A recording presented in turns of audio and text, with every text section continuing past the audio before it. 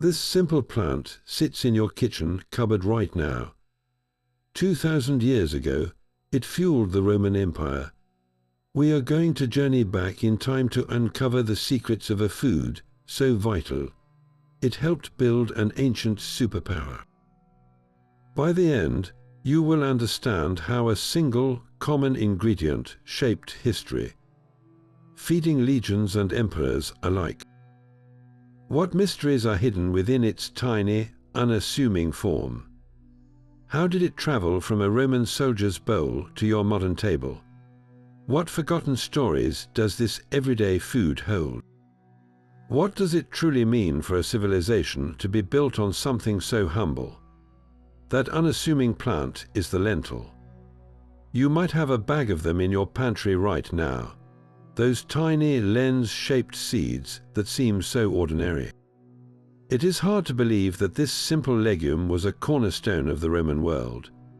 We expect empires to be built on grand things, like gold or conquest, not on something you can buy for a few dollars at the grocery store. Yet for the Romans, lentils were more than just food. They were a form of fuel. Known to scientists as lens culinaris, a name that itself comes from the Latin word for the lens, due to its distinctive shape, this plant was a constant presence. It was in the marching packs of legionaries, bubbling in pots over campfires, and likely even on the tables of emperors. How did something so small become so significant to one of history's greatest civilizations? From the heart of the empire to its most distant frontiers, lentils were a constant. In the crowded, noisy streets of Rome itself, the smell of lentil stew would have been as common as the scent of baking bread. This was the food of the masses, a cheap, filling meal for the urban poor, who lived in the city's massive apartment blocks. But its reach extended far beyond the capital. In the damp, cold forts of Britannia, Roman legionaries relied on their rations of lentils to stay warm and fed. Under the blazing sun of Egypt, merchants traveling the caravan routes packed them as a durable, non-perishable supply. This incredible portability was the lentil's secret weapon. Dried and stored in sacks, these tiny seeds could survive long journeys by land and sea without spoiling. They were lightweight, compact, and incredibly nutritious, providing a reliable source of protein and energy. For a soldier on the march, a merchant on the road, or a family with little money, lentils were more than just sustenance. They were a form of security.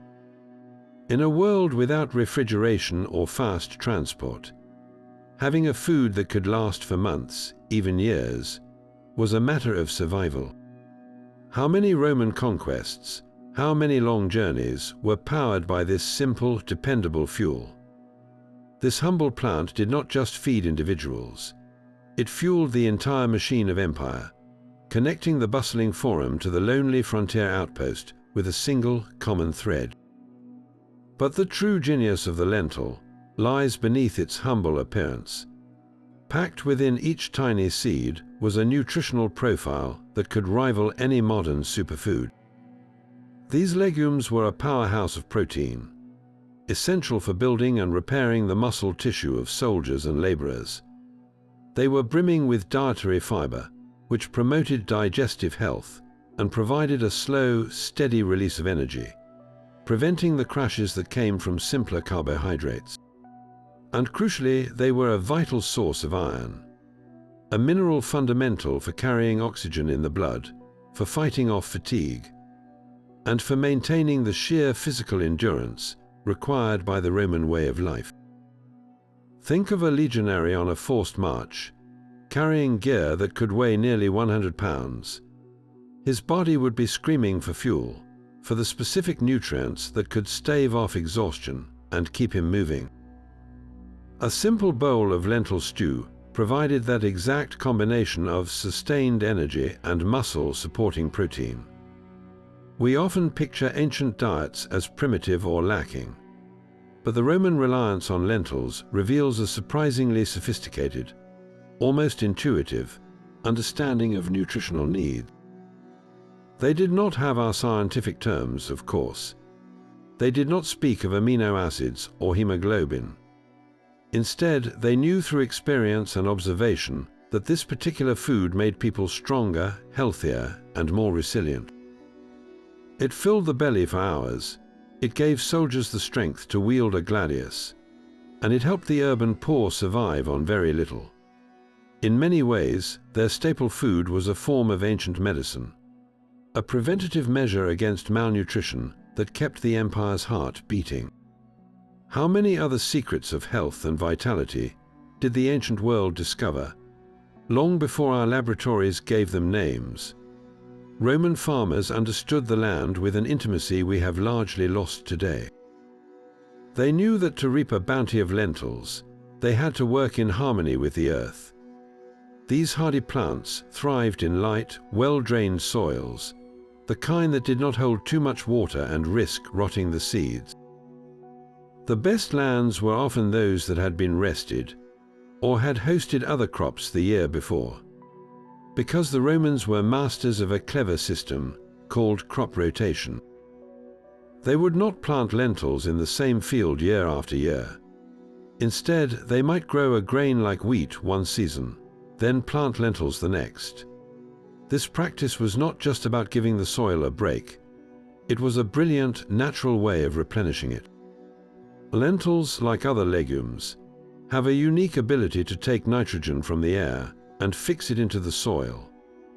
A natural fertilizer that prepared the earth for the next planting of a hungry crop like wheat. It was a sustainable cycle of giving and taking, a secret to long-term agricultural success that Roman farmers practiced for centuries.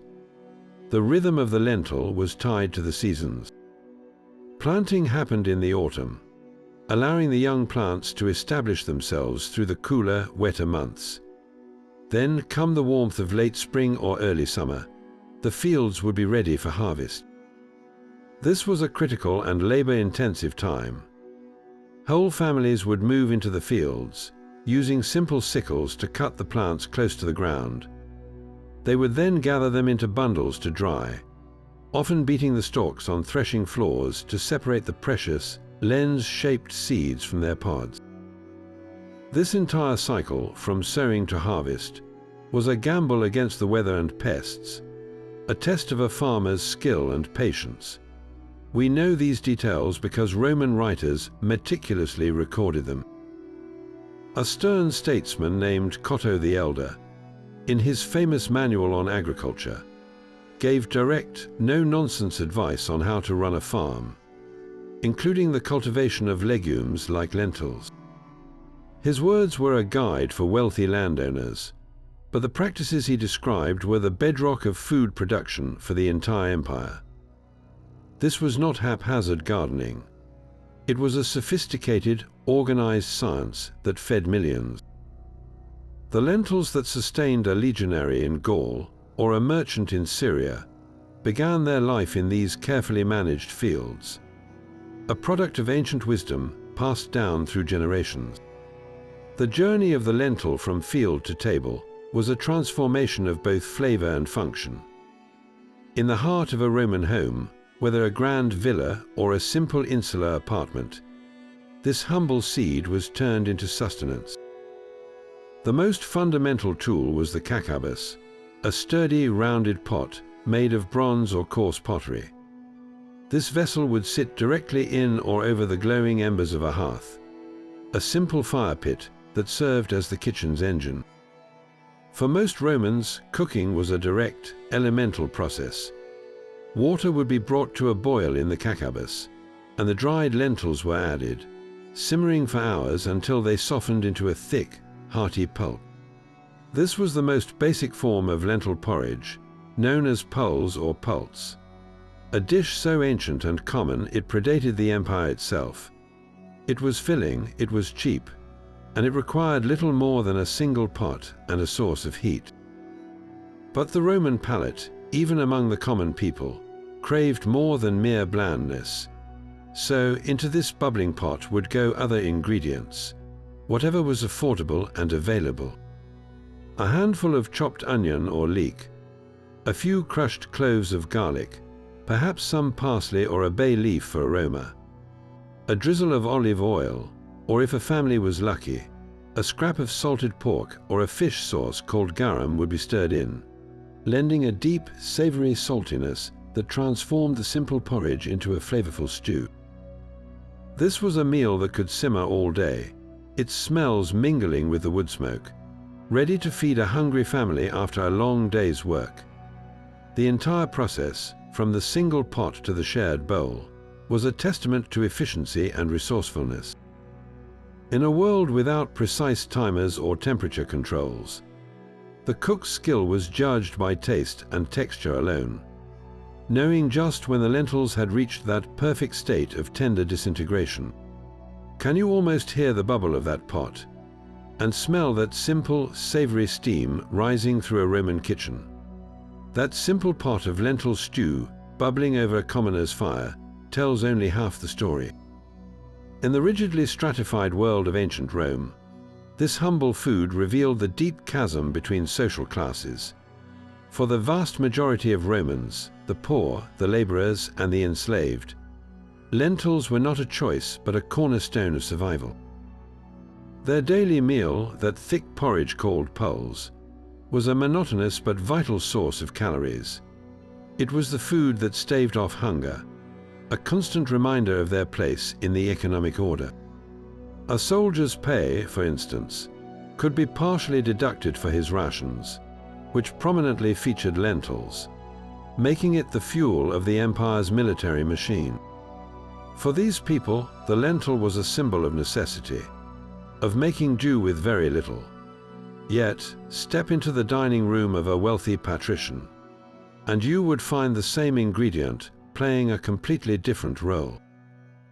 Here, lentils were not the main event. They were a side dish, a garnish, or a single component in a complex symphony of flavors. A rich Roman might enjoy lentils merely dressed with vinegar and herbs as a light starter, or have them pureed as a base for a more expensive cut of meat, like pork or duck. The social distinction was not in the lentil itself, but in its context and company. While a poor family's entire meal might be a single bowl of lentil and onion stew, a wealthy senator's feast could feature a dozen different dishes, with lentils appearing as one small, almost token, element of rustic simplicity amidst the opulence. This dual identity of the lentil lays bare the economic realities of the empire. Its universal presence shows a shared culinary culture, but its preparation and presentation highlight a world of extreme disparity. The wealthy could afford to treat the lentil as a quaint, healthy accessory to their diet, while the poor depended on it for their very lives. How many other everyday objects in our own world hold such hidden stories of class and economy, hiding in plain sight? A Roman legionary on the march was a walking engine of conquest, and his fuel was meticulously calculated. His daily grain ration was essential, but it was the lentils that provided the crucial, lasting power for his immense physical demand. Each soldier received a regular allotment of these dried legumes, a standard part of his pay in kind that was as vital as his armor and sword. This was not a matter of preference, but of military logistics. Commanders knew that an army marches on its stomach, and a hungry army is a defeated one. Lentils offered a solution that bread or grain alone could not. While bread provided quick energy, lentils released their power slowly. Their complex carbohydrates and high protein content meant a soldier could march for hours under a heavy load without his energy crashing. They staved off the deep fatigue that could cripple a unit on a long, forced march into hostile territory. Think of the relentless pace, covering 20, sometimes 30 miles a day over rough terrain, and then being expected to build a fortified camp before resting. That kind of endurance required a special kind of fuel, one that burned steadily for hours, not in a brief, bright flash. In the temporary safety of the marching camp, as the sun dipped below the palisade walls, the lentils' journey from ration to meal began. Each 8-man tent group, a contubernium, would gather around their own small fire. One soldier, taking his turn as cook, would retrieve the group's shared bronze cooking pot. He would pour in water from his leather canteen and add the dried lentils, along with a little salt, perhaps some garlic or onion from a personal pouch, and a precious splash of sour wine or vinegar to sharpen the flavor. This simple stew would bubble over the flames, its savory smell mixing with the wood smoke and the scent of tired men and leather. This was more than just dinner. It was a ritual of survival and camaraderie. That shared pot, the act of waiting for it to cook, the warmth of the food in their bellies, these were small comforts in a life defined by discipline and distance. The meal they ate was the same one their comrades had eaten in Germania, in Judea, and in Britannia. It was a taste of home and a reminder of the vast, interconnected supply chain that stretched all the way back to the farms of Italy. How many thousands of these small, flickering campfires dotted the empire's frontiers each night, each one a tiny hub of the same simple, sustaining meal. The legions did not just conquer with steel, they endured with lentils. Beyond the soldier's campfire and the commoner's pot, lentils held a surprising power in the realm of the divine. For the Romans, food was never just physical sustenance.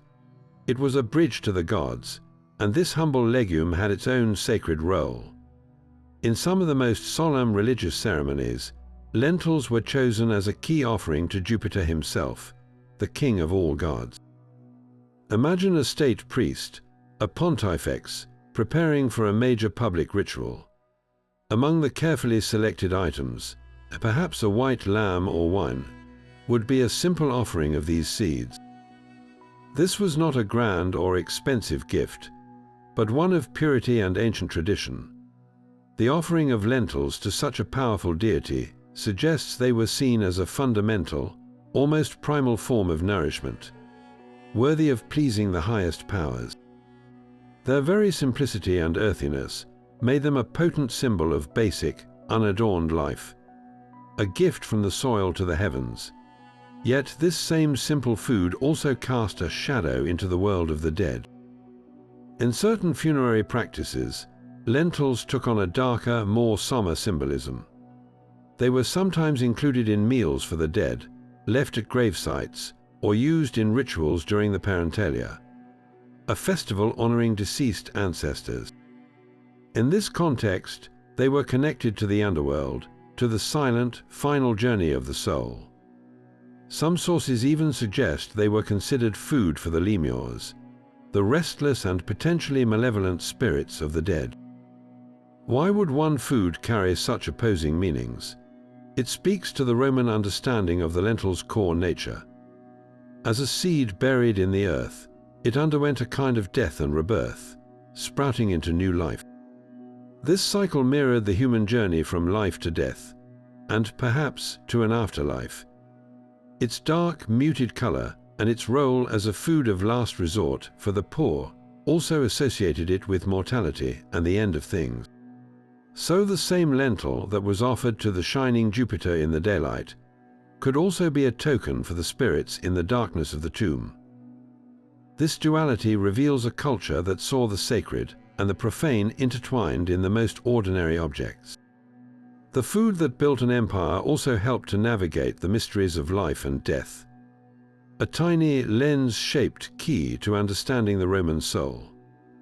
The lentil even found its voice in the words of Rome's greatest writers, a humble character in the grand drama of literature. The poet Horace, who often celebrated the virtues of a simple country life, wrote about his own contentment with a meal of just olives, mallows, and lentils. For him, the lentil was not a symbol of poverty, but of a deliberate philosophical choice, a rejection of the stressful luxury of the city in favor of honest, rustic satisfaction. He was painting an ideal, a life of peace and self-sufficiency where the lentil was a central, comforting pillar. But another writer, the fierce satirist Juvenal, saw the lentil through a much darker lens. In his scathing portraits of urban decay and social injustice, the lentil appears as the bitter food of the truly desperate. He describes the poor client, dependent on the meager handouts of a wealthy patron, receiving a tiny basket of lentils as a pathetic, insulting gift. In Juvenal's Rome, the lentil was not a choice. It was a stark reminder of one's place at the very bottom of the social ladder, a meager portion that symbolized a life of dependence and hunger. This literary split reveals the lentil's powerful duality. It could represent either a life of virtuous simplicity or one of degrading poverty, all depending on the context and the writer's intent.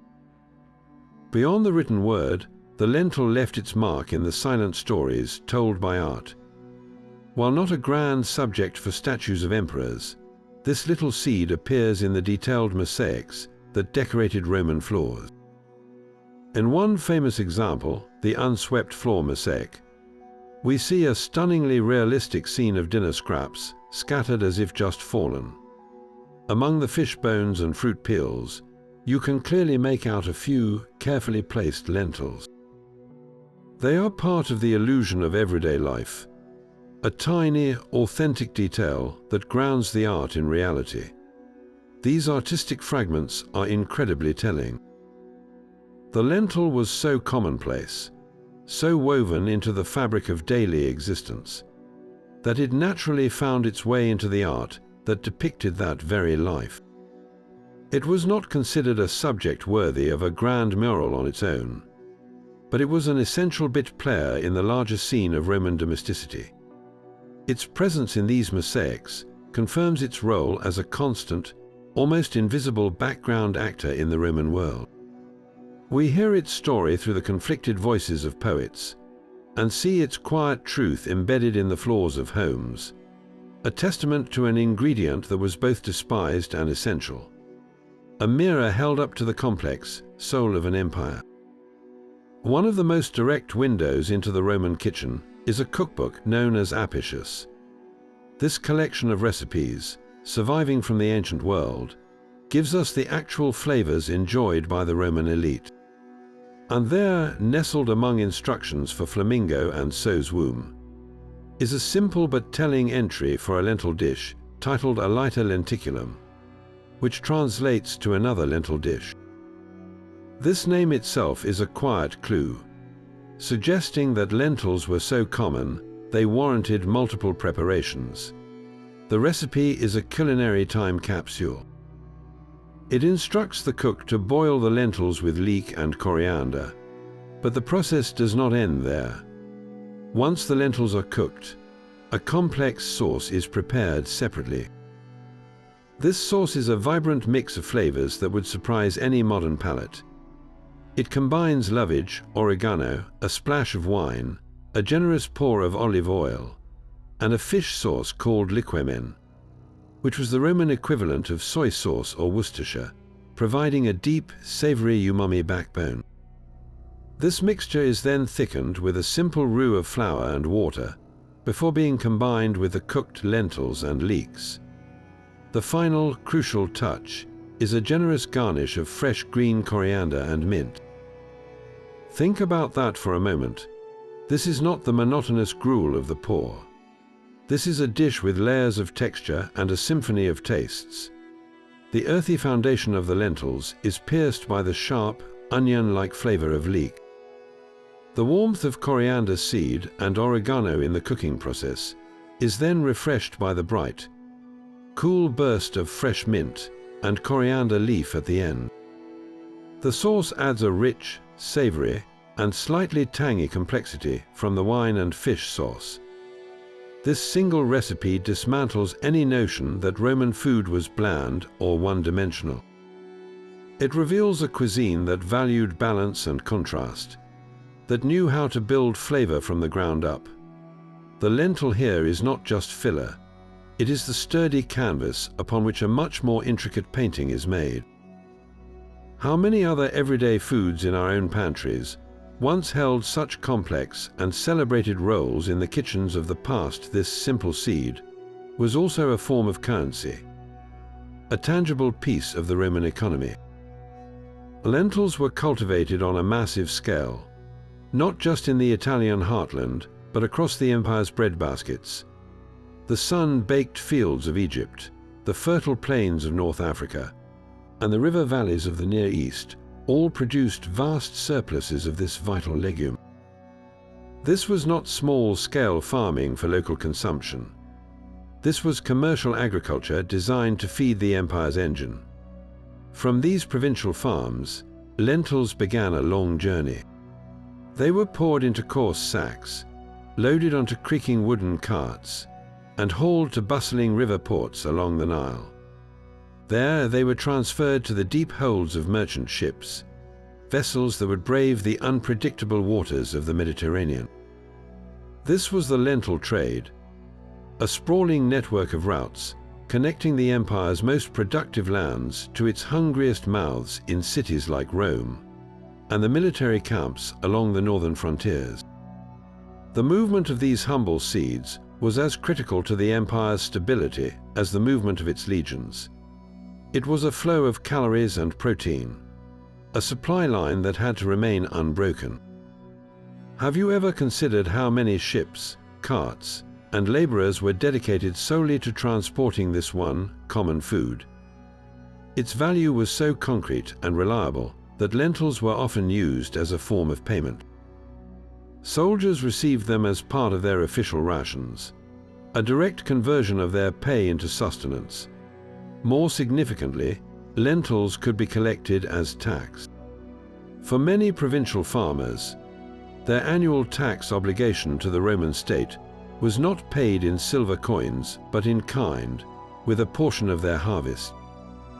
A government agent would arrive at a threshing floor in Egypt or Syria, and a measured quantity of the farmer's hard-won lentils would be taken as tribute.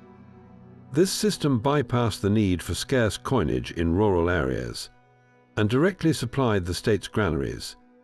Those same lentils might then be shipped to a legionary fortress on the Rhine, feeding the very soldiers who ensured the farmer's compliance. It was a closed, self-perpetuating loop. The lentil was more than just food. It was a unit of economic value, a tool of state finance, and a physical thread in the vast web of imperial control. The empire was not just built on lentils, it literally ran on them. Yet the story of the Roman lentil stretches far beyond the kitchen pot. This versatile seed was a multi-purpose tool in daily life, finding its way into medicine chests, animal stalls, and even the realm of personal beauty. Roman folk medicine held that lentils possessed real healing power. Physicians and herbalists, following the wisdom of figures like Galen, prescribed lentil-based poultices for a range of common ailments. A paste made from crushed, boiled lentils was often applied to soothe skin inflammations, rashes, and minor wounds. The belief was that this humble mush could draw out infection and cool feverish heat, acting as a simple, accessible balm. For digestive troubles, a thin lentil gruel was the Roman equivalent of a bland diet, recommended to settle an upset stomach with its gentle, binding properties. This was practical, experiential medicine, where the same food that nourished the body was also trusted to help heal it. But its utility did not stop at the human threshold. Roman farmers knew that what was good for people was often good for livestock. Lentils and the straw left over after threshing were valuable fodder. Animals like oxen, the vital engines of the farm, and pigs being fattened for market, would be fed these protein-rich legumes to bolster their strength and condition. This practice created a beautiful, closed-loop system of efficiency. The lentil plant nourished the soil, its seeds fed the people, and its leftover stalks and broken seeds sustained the beasts of burden that worked the land. Nothing was wasted. There is also intriguing evidence to suggest lentils played a role in early Roman cosmetics and dyes. While less documented than their culinary uses, some sources point to the possibility of lentil meal being used as a base for powders or pastes. More concretely, their dull, earthy hues could have been used to create muted dyes for coloring simple textiles, a use that would have been commonplace in a society that relied on natural materials. Can you see the full picture now? This single plant was not merely a foodstuff. It was a first aid kit, a source of animal feed, and a potential ingredient for color and care. The lentil was a fundamental component of the Roman household economy, a tiny lens-shaped symbol of a world that demanded resourcefulness in every single thing it used. Not all lentils were created equal in the eyes of a Roman gourmet.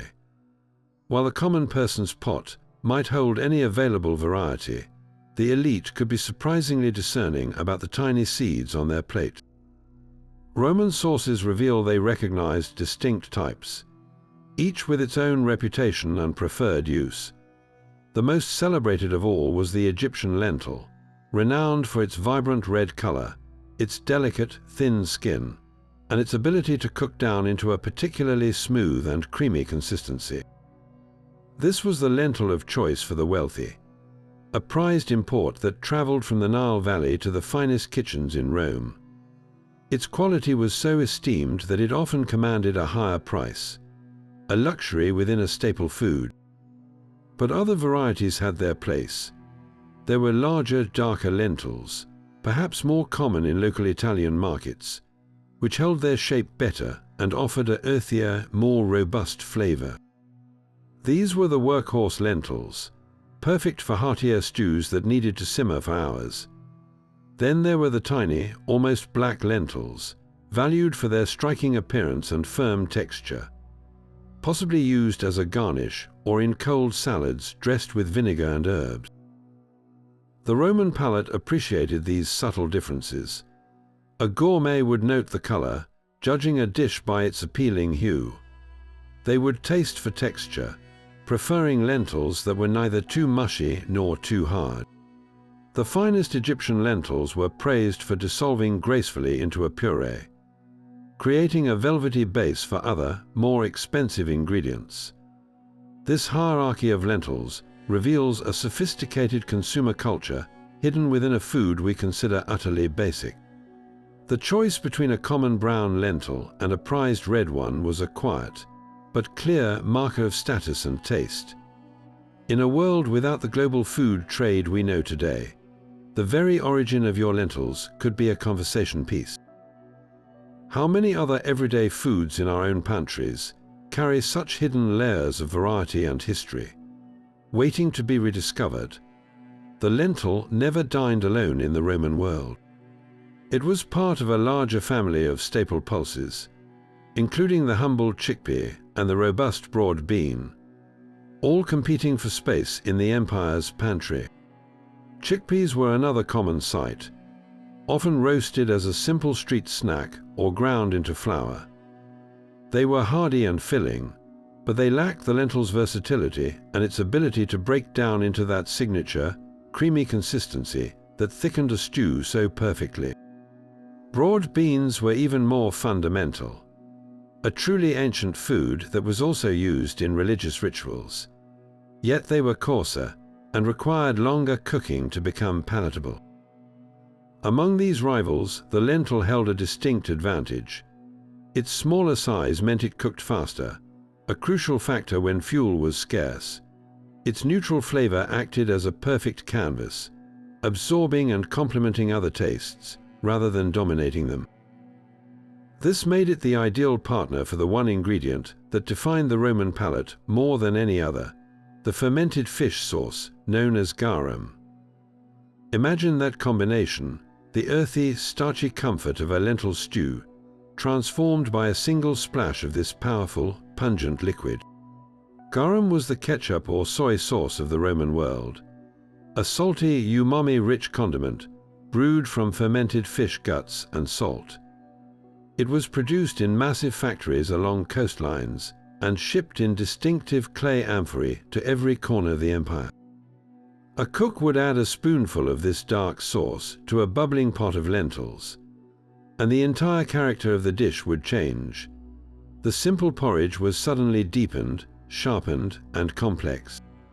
The fish sauce provided a savory backbone that made the lentils taste richer and more satisfying, effectively mimicking the flavor of meat without its expense. This pairing was a culinary masterpiece of resourcefulness. The lentil provided the bulk, the protein, and the lasting energy. The garum provided the intense, luxurious flavor that made a meal of common ingredients feel complete and deeply satisfying. How many Roman soldiers, stirring their campfire stew, watched that dark liquid swirl into the pot and smelled the sudden, profound transformation. The lentil gave them strength, but it was garum that made it taste like home. The sun has not yet risen over the 7 hills of Rome. In a cramped, upper-floor apartment, a plebeian mother stirs the embers of the hearth, breathing life back into the fire. Her first task of the day is to fill the family's kakabas, the bronze cooking pot, with water and a generous scoop of dried lentils. This pot will simmer for hours, a constant bubbling presence in the single room that serves as kitchen, living area, and bedroom. For her family, this is not just breakfast. It is the foundation of their entire day. The thick beige porridge it will become, the pulse, is their primary fuel. It is what will fill her husband's belly before he heads to the docks for a day of back-breaking labor, and what will sustain her children until the evening meal. There are no other options, no quick alternatives. This single pot of lentils represents financial reality, a careful calculation of calories and cost that must last. The scent of boiling legumes and the faint, earthy steam are as much a part of their morning as the crowing of a distant rooster.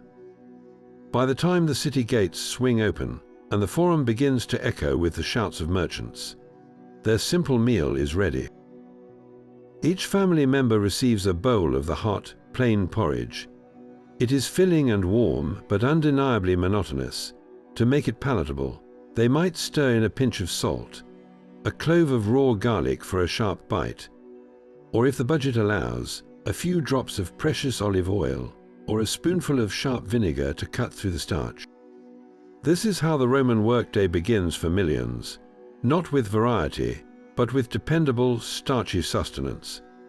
How many millions of mornings started with this exact same ritual, this same scent, this same simple bowl that held back the gnawing ache of hunger? The story of the Roman lentil is not just in the fields or the markets. It is in the weary, grateful hands that held these bowls at dawn. That simple bowl of morning porridge depended on a system of preservation as robust as the legions themselves. For the Roman family, a successful harvest was only the beginning. The real challenge was keeping those precious lentils edible through the cold, barren months of winter, when fields lay fallow and food was scarce. Their solution was a masterclass in practical engineering. In the cellars of country villas and the storerooms of city apartments stood the dolium. These were not small pots, but massive egg-shaped storage jars, often taller than a person and capable of holding hundreds of gallons of dry goods. Crafted from thick, coarse clay, they were designed not for beauty, but for pure function. A dolium's porous walls allowed the contents to breathe, preventing the buildup of moisture that could lead to rot or mold. Workers would carefully pour the harvested lentils into the jar's wide mouth, which was then sealed with a heavy clay lid, often made airtight with a layer of cloth and a paste of wet clay. This created a dark, cool, and stable environment, a miniature ecosystem where lentils could slumber for years, safe from pests and the damp. But the dolium was just one part of a much larger system. On an imperial scale, the state relied on Horia, the massive public granaries that lined the Tiber River. These were not simple sheds, they were fortresses for food. Built with raised floors to combat groundwater, and riddled with ventilation shafts to promote a constant, dry airflow. The horia were the strategic reserves of the ancient world. Within their thick, fireproof walls, mountains of lentils, wheat, and other staples were piled high. A bulwark against famine, and a guarantee of supply for the army and the restless urban populace. The very stability of the empire rested on the integrity of these warehouses. On a smaller scale, Roman households employed other clever tricks to extend the life of their lentils. While drying was the primary method, a sprinkle of common sea salt could be mixed with the legumes before storage. The salt acted as a natural desiccant, pulling any residual moisture from the lentils and creating an environment too hostile for bacteria or insect eggs to thrive. Sometimes aromatic herbs like bay leaves were tucked into the storage jars, their strong scent helping to deter weevils and other pantry pests. Every step, from the colossal granary to the family's single dolium, was a calculated defense against spoilage. How many tons of these tiny seeds were safeguarded in the darkness? A silent, durable wealth that meant the difference between survival and starvation. This was the unseen, quiet miracle of Roman logistics, ensuring that the fuel of empire would be ready whenever the fire was lit. All those written recipes and literary mentions finally found their proof in the dirt. For centuries, the story of the Roman lentil was told by poets and statesmen. But it was the silent testimony of archaeology that turned speculation into fact. The most dramatic evidence comes from Pompeii, the city frozen in time. Within the ruins of homes and shops, archaeologists have unearthed small, carbonized lumps. To the untrained eye, they look like bits of charcoal. But laboratory analysis confirms they are lentils, perfectly preserved by the superheated ash of Mount Vesuvius. These tiny, burnt seeds are a direct snapshot of a meal interrupted. They were found in kitchen areas, sometimes still inside the very cooking pots where they were simmering on that fateful day. This is not a story from a book.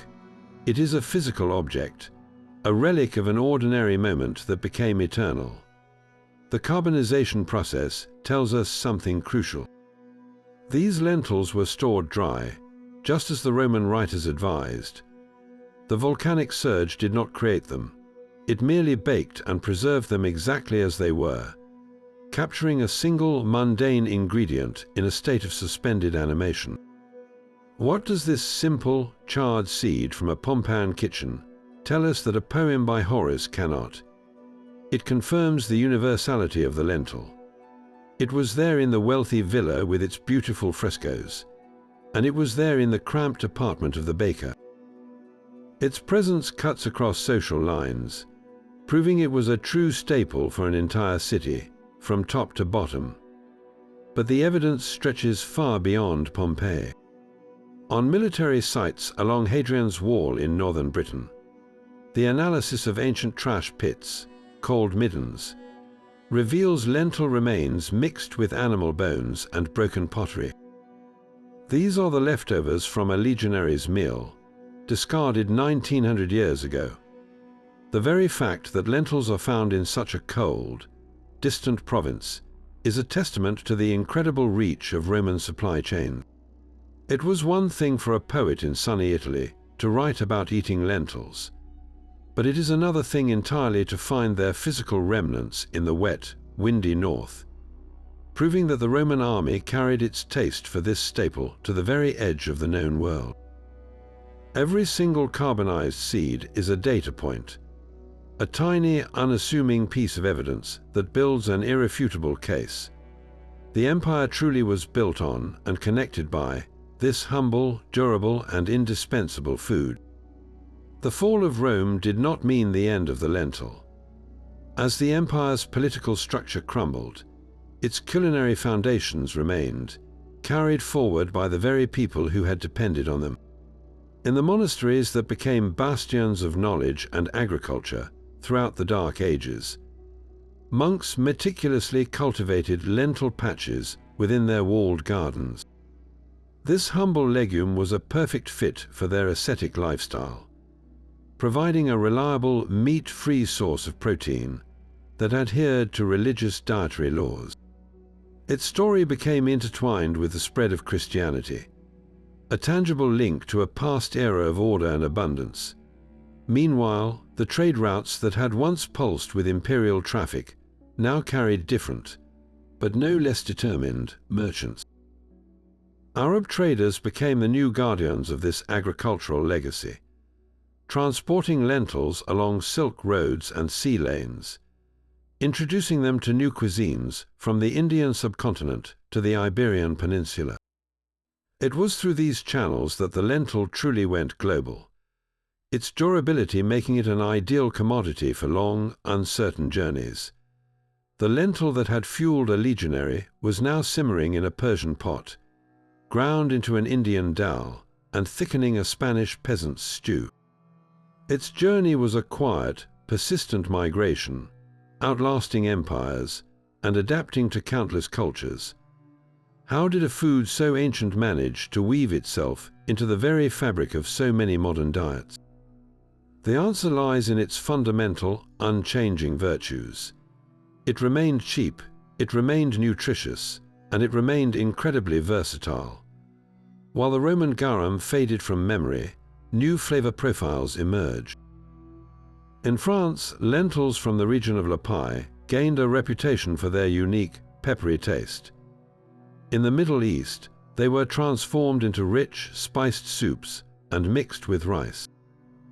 Each culture embraced the lentil and made it their own, yet the core ingredient was the same one that had filled the dolium jars of Pompeii.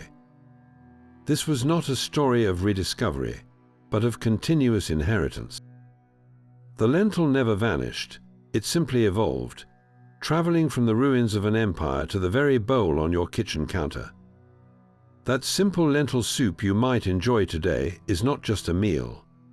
It is the direct descendant of the Roman pulse, a living echo of a taste that has comforted humanity for 2,000 years. That label, the poor man's food, clings to the lentil like a stubborn shadow. It is a convenient simplification, but history reveals a far more nuanced truth. While it is undeniable that lentils were the bedrock of survival for Rome's lower classes, to call them universally inferior is to misunderstand the Roman palate and their complex social codes.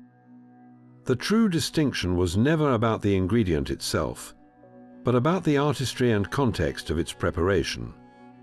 A wealthy Roman would have turned up his nose at the plain, monotonous porridge of a laborer, but he would have eagerly savored a delicate lentil puree, expertly seasoned with imported spices and served as an accompaniment to roasted fowl.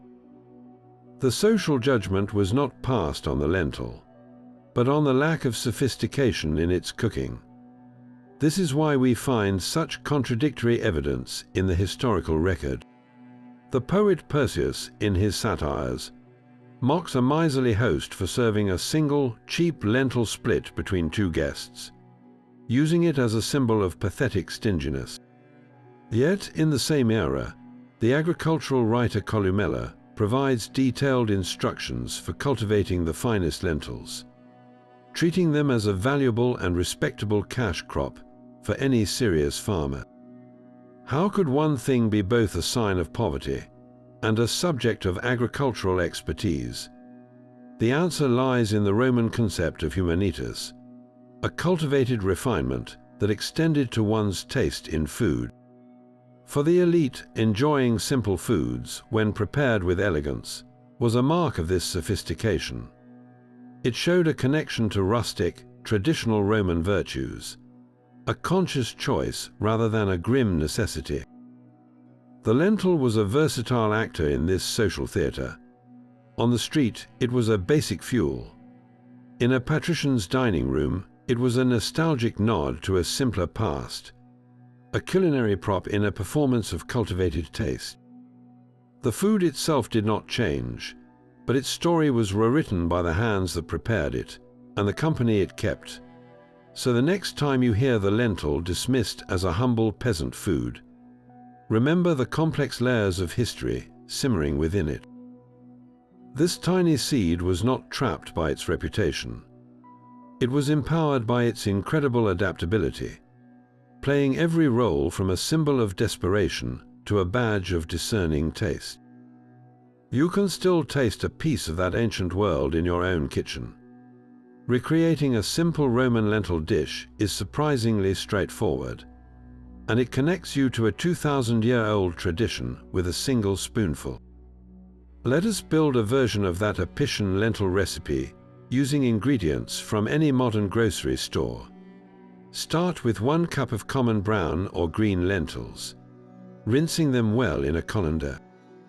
In a pot, sauté 1 chopped leek, using only the white and light green parts, in a few tablespoons of olive oil until it softens. That leek is your direct substitute for the Roman equivalent, providing a gentle, onion-like sweetness. To the pot, add your rinsed lentils, a teaspoon of ground coriander, and 4 cups of water or vegetable broth. Bring this to a boil, then reduce the heat and let it simmer for about 40 minutes, or until the lentils are tender. While they cook, we can mimic the complex Roman palate. Instead of searching for garum or liquamen, a tablespoon of soy sauce or Worcestershire sauce will provide that same deep, savory umami kick. A splash of red wine vinegar will stand in for the sharpness of ancient wine. Stir these into the cooked lentils, letting the flavors meld for a few more minutes. The final, crucial step is the garnish, just as the recipe demanded.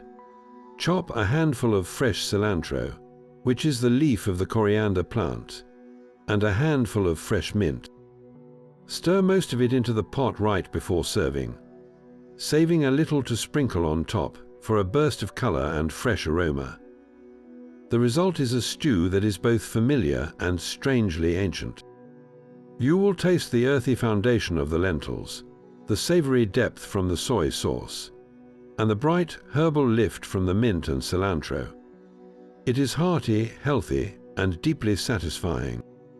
This is not a bland historical reenactment, but a vibrant, flavorful meal that proves the Roman kitchen was anything but primitive. What other echoes of lost flavors are waiting on your spice rack, ready to bring history to life? That same agricultural wisdom that fed the legions holds a powerful lesson for our own time.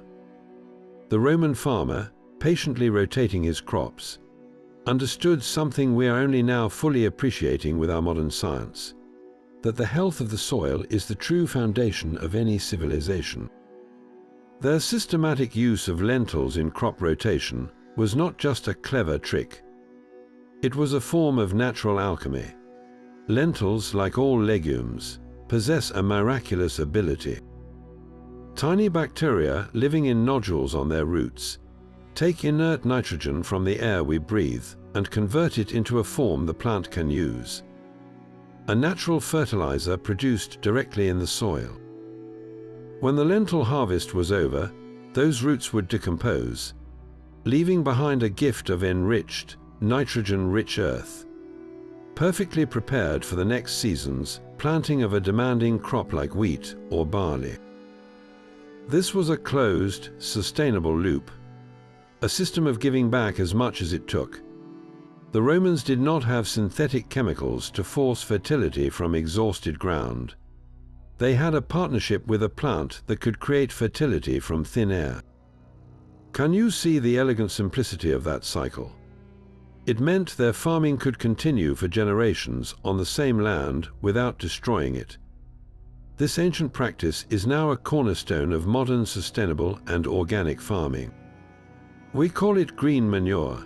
Today, farmers concerned with soil health and reducing their environmental footprint will plant a cover crop of legumes like lentils or clover precisely to rejuvenate their fields, mirroring the Roman method almost exactly. The principle is identical: nurture the soil and it will nurture you. In an age of industrial agriculture and concerns about chemical runoff, the Roman lentil offers a quiet, powerful alternative. Its cultivation requires far less water than many other protein sources, and it actually rebuilds the very earth it grows in. That humble seed in your pantry is more than a historical artifact. It is a tiny key to a more resilient and sustainable future. A future that understands the profound wisdom of working with nature, not against it. Even with all we know, some secrets of the Roman lentil remain locked in time. We can read the recipes, but we can never truly know the exact taste that filled a legionary's bowl. The Egyptian lentil was praised for its delicate skin and creamy texture. But what other varieties were lost when the empire fell? Were there strains, cultivated in some forgotten Italian valley, with a flavor profile we can no longer imagine? The written records give us names and descriptions, but no living seed. Our modern lentils are the descendants of those ancient stocks, but centuries of selective breeding have undoubtedly altered their character. Think about the specific taste of a Roman stew. We can recreate the recipe with leeks and coriander, but our ingredients are different. The very soil they grew in had a different mineral composition. The breed of leek was likely more pungent, the coriander more robust. And then there is the garum. We can approximate it with Asian fish sauce, but the precise recipe for that fermented, umami-rich elixir is gone. The exact combination of fish, the salinity of the water, the specific bacterial culture in the air of a Roman fishing port, all of that is lost. So when we cook from Apicius today, we are creating an echo, a close approximation. But the original symphony of flavors is silent. How many subtle notes have faded from the recipe over 2,000 years? This is the final mystery of the lentil, the ghost in the pantry. We can hold the carbonized seed from Pompeii. We can read the words of Cotto, but the full living sensory experience of the Roman world is just beyond our reach. It is a reminder that some histories are not just to be studied, but to be mourned for their beautiful, untranslatable details. The lentil's empire did not survive the fall of Rome. As the great network of roads fell silent and the Horea granaries crumbled, the status of this humble seed began to shift dramatically across Europe. In the fractured kingdoms that rose from the empire's ashes, new social and culinary orders emerged, and the lentil was often pushed to the sidelines. It became a food associated with hardship, with the Dark Ages themselves, while new staples rose to take its place. The Germanic tribes who settled in former Roman territories brought with them a deep cultural preference for meat, especially pork. A diet rich in animal protein became a powerful symbol of warrior strength and nobility, a direct contrast to the Roman ideal of agrarian simplicity, represented by pulses.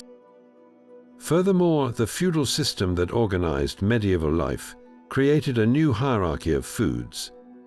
Bread, made from wheat or rye, became the ultimate measure of a meal. Peasants might still eat lentil pottage, but the aspirational food, the one that signified wealth and divine favor, was white bread.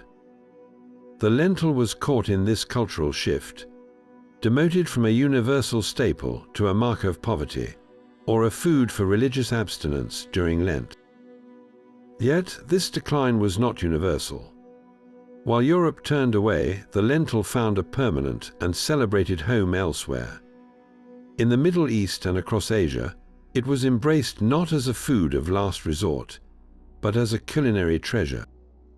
It thrived in the cuisines of the Islamic world, where it was transformed into silky, spiced soups like shorbet eders, and became the heart of dishes like mujadara, where it was married to rice and caramelized onions. Trade routes carried it deeper into India, where it became the foundation of the vast and vibrant world of dal. Simmered with turmeric, ginger, and cumin into countless regional variations. In these regions, the lentil never acquired the same social stigma. It remained a versatile, affordable, and delicious source of nourishment, seamlessly integrated into daily life. Its fate became a tale of two worlds, one that forgot its imperial past and another that perfected its future. Why did one civilization abandon a food that another so thoroughly embraced? The answer lies not in the lentil itself, but in the stories that cultures tell themselves about what it means to eat well. That tiny seed in your pantry is a direct link to the Roman world. It is a story of survival, strategy, and the quiet power of a common food to shape history. This journey began in the fields of Italy and Egypt, traveled along the empire's vast roads in the packs of legionaries, and simmered in pots from the crowded insulae of Rome to the remote forts of Britannia. The lentil fueled the soldiers who built the empire, filled the bowls of the masses who populated it, and even appeared on the tables of the elite, transformed by sophisticated recipes. It was a currency, a medicine, and a thread in the fabric of daily life, connecting every level of a complex society. This humble plant was more than just sustenance. It was a fundamental pillar of one of history's greatest civilizations. The next time you see a bag of lentils, remember you are looking at a piece of ancient history, a taste of a world long gone, but whose legacy is still with us in our kitchens today. We would love to hear your thoughts. What other ancient foods fascinate you? Or perhaps you might try cooking a simple Roman lentil stew yourself, to taste a flavor that has endured for 2,000 years.